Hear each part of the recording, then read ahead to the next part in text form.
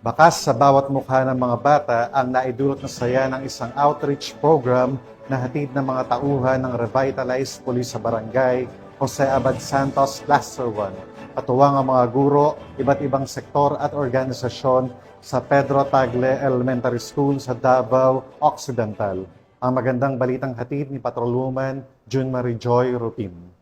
Tagumpay na outreach program ang isinagawa sa Pedro Tagle Senior Elementary School sa Sitio Manga, Barangay Marabatuan, Jose Abad Santos, Davao Occidental, nito lamang ika-22 ng Hulyo. Pinangunahan ng mga tauhan ng Revitalized Police sa Barangay Just Cluster 1, Jose Abad Santos, Davao Occidental, sa ilalim ng pangangasiwa ni Police Lieutenant Colonel Elinar F. Agustin, Deputy Provincial Director for Operations.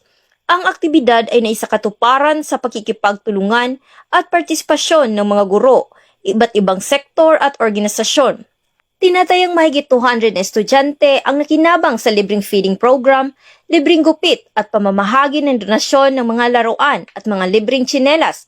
Kitang-kita sa mga ngiti ng mga mag-aaral ang tuwa at pasasalamat sa mga serbisyong natanggap nila mula sa mga kapulisan at katuwang ng grupo.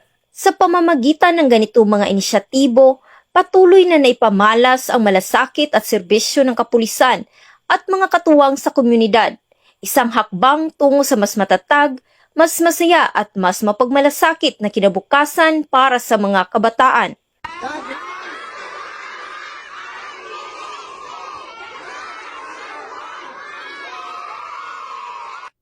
Mula dito sa Police Regional Office 11, ako ang inyong PNN correspondent, Patrolwoman June Mary Joy Rupin, alagad ng batas, tagataguyod ng balitang pulis.